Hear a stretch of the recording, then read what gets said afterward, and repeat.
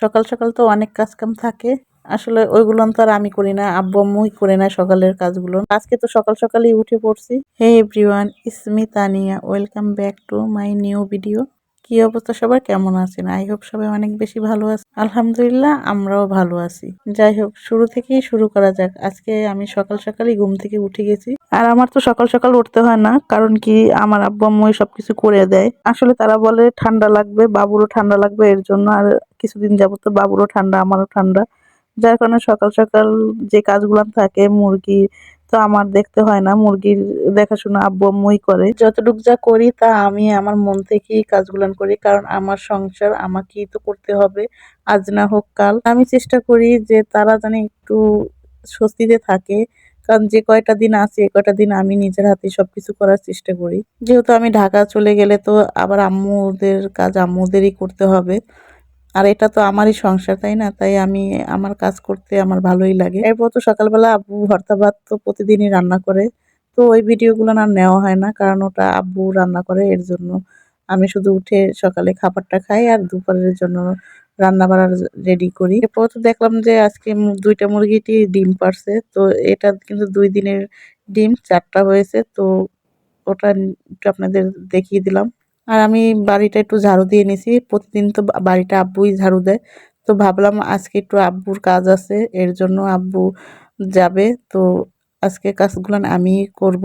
আসলে আম্মুর তো পায়ে অনেক ব্যথা, আম্মু তো হাঁটতেই পারে না ঠিক মতন, তা আমি বলছি যে বাবুকে আপনি ধরেন, আমি কাজগুলো করে নিচ্ছি। আর আব্বু গেছে এই যে সিলিং লাগানো হবে আমাদের ঘরে, এর জন্য যার কাছ থেকে লাগাবে তার সাথে দেখা করতে গেছে। তো আব্বু থাকলে তো অনেক কাজে আমার সাহায্য হয়, আব্বু না থাকলে প্যারায় পড়ে যাই। আসলে অর্ধেকের বেশি কাজই আব্বু করে। কি যেহেতু আব্বু নাই, তাই আমি কিন্তু 2টা তরকারি রান্না করব, তাড়াহুড়া করেই রান্নাটা চাপিয়ে দেব।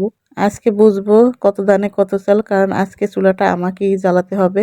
আর আমি কয়েকদিন যাবত দেখেছি আব্বু কিভাবে চুলাটা জ্বালায়, আম্মু জ্বালায়, এই জন্য ভাবলাম আজকে আমি জ্বালিয়ে নিই। আম্মু বাবুকে ধরছে, এর জন্য আম্মু জানেও না যে আমি চুলাটা জ্বালিয়ে নিচ্ছি। আম্মু বলছিল যে যখন চুলাটা জ্বালাবা আমাকে ডাক দিও, আমি জ্বালিয়ে দেবো। ভাবলাম চুলা জ্বালাতে আবার আম্মুকে ডাকবো, আমি দেখি পারি কিনা, চেষ্টা করি। আর আমি তো সব কাজ একেবারে গুছিয়ে নিয়ে আগে তারপরে একটা একটা করে তরকারি শুধু দেবো। আর না, এখানে কিন্তু আমি চুলাটা ভালোভাবেই জ্বালিয়ে নিয়েছি। যাই হোক, জ্বালাতে কিন্তু কোনো কষ্টই হয় না। এই তো আপনারা দেখতে পাচ্ছেন যে আমি কিভাবে চুলাটা জ্বালিয়েছি। এখানে শুধু শালগম আর ফুলকপি দিয়ে ইলিশ মাছ আর ওই যে ঝাটকা মাছ, এই 2টা মাছ একেবারে দিয়েই রান্নাটা করে নেব, কারণ এখন আর ভাগে ভাগে রান্না করতে ভালো লাগতেছে না। আর এদিকে অনেকটা সময় হয়ে গেছে, আর আব্বুও এখনো আসে নাই। বারবার তো বাবুকে আবার ব্রেস্ট ফিডিং করাতে যেতে হয়। আর এখানে কড়াইতে আমি তেল দিয়ে দিছি, আর তেলে একটু লবণ ছিটা দিয়ে দিছি, এতে করে মাছটা ভাঙবে না। আর মিষ্টি কুমড়াটা আমি ভাজি করব, মিষ্টি কুমড়া ভাজি খেতে বেশি ভালো লাগে। আর মিষ্টি কুমড়াটায় আমি বেশি করে পেঁয়াজ রসুন আর কাঁচামরিচ দিয়ে ভাজিটা করব। এরপর তো দেখি বাবু কান্না করতেছে, আসলে আম্মু একটু ওয়াশরুমে গেছে, বাসাতে আর কেউই ছিল না, শুধু আমি, আম্মু আর বাবু। আর ওরা 2 ভাই বোনে তো স্কুলে গেছে। আসলে আম্মু যখন ওয়াশরুমে গেছিল তখন বাবু ঘুমেছিল, হঠাৎ করেই বাবু উঠে গেছে। এরপর তো আমি বাবুর কাছে গিয়েছিলাম, যে একটু দেখে আসলাম। এরপরে তো আম্মু চলে আসলো, তাই আবার আমি মাছের কাছে চলে আসলাম। একটু মাছটা লাল লাল বেশি হয়ে গেছে ভাজাটা। এরপর তো মাছটা আমার ভাজা হয়ে গেছে, এরপর আমি মিষ্টি কুমড়াটা ছড়িয়ে দিব। আর এই তো প্রতিদিনই লার্কি চুলায় রান্না করি, আর খেতে যে এত বেশি মজা লাগে কি আর বলবো। আসলে গ্যাসের চুলাও আগুন, মাটির চুলাও আগুন, তারপর কারেন্টের চুলাও আগুন, সবই তো আগুনের জ্বালানি দিয়েই আমরা রান্না করি, কিন্তু 3 জায়গার রান্না 3 রকম স্বাদ কেন? যাই হোক, এটা একমাত্র আল্লাহ পাক ভালো জানে যে কেন এরকম স্বাদ, বিভিন্ন ধরনের স্বাদ কেন। যাই হোক, আমার তো লার্কি চুলার রান্না খেতে খুবই ভালো লাগে। আমি মনে করি সবাই কম বেশি সবারই এই লার্কি চুলার রান্না অনেক বেশি পছন্দ। এরপর তো আমি এখানে এটা কষিয়ে নিলাম, পরে কষিয়ে ঝোলের পানি দিয়ে দেবো। এটা একটু ঝোল ঝোল করে রান্না করব, যেহেতু আজকে 2টা তরকারি, একটা মিষ্টি কুমড়া ভাজি, আর একটু ঝোল না হলে তো হবে না, এর জন্য একটু ঝোলটা বাড়িয়ে দিব। এই মিষ্টি কুমড়াটা খেতে যে এত বেশি মজা হয়েছে, আসলে গ্রামের বাড়িতে আসার পরতে যেই তরকারিটাই খাই সেইটাই অনেক বেশি মজা লাগে। একটু চিনি দিই নাই, অথচ অনেক বেশি মিষ্টি হয়েছে।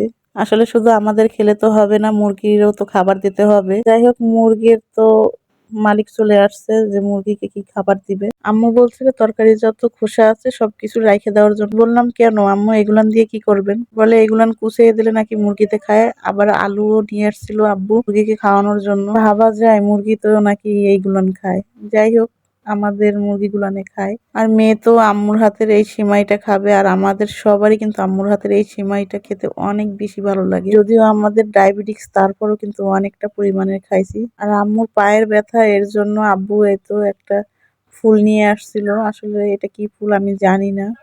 এই ফুলটায় নাকি ব্যথা অনেকটা কমিয়ে দেয়। তো আব্বু তো এই ফুলটা ছেঁচে তারপরে এটা জ্বালিয়ে নেবে। তো আমি একটু বাহির থেকে ঘুরে আসতেছি। আর সন্ধ্যার সময় এই তো সানটা ডুবে যাচ্ছে, দেখতে অনেক বেশি ভালো লাগছে। দেখা যাচ্ছে না, তারপরও হালকা হালকা করে একটু দেখা যাচ্ছে। আর এই তো গ্রামের প্রকৃতি এত বেশি ভালো লাগে। আসলে কি যে সুন্দর, এইগুলো আমি অনেক মিস করব ঢাকাতে গেলে। এরপর তো এটা গরম করলো, এখানে আরো অনেক কিছু দিয়েছে, রসুন, সর্ষের তেল, কালো জিরে।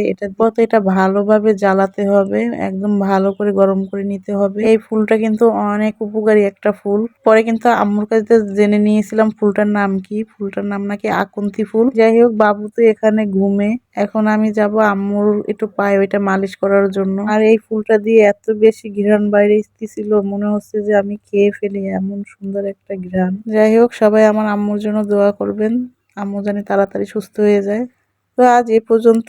সবাই অনেক বেশি ভালো থাকবেন আর আমাদের জন্য দোয়া করবেন। দেখা হবে নতুন কোনো ভিডিওতে। আল্লাহ হাফেজ।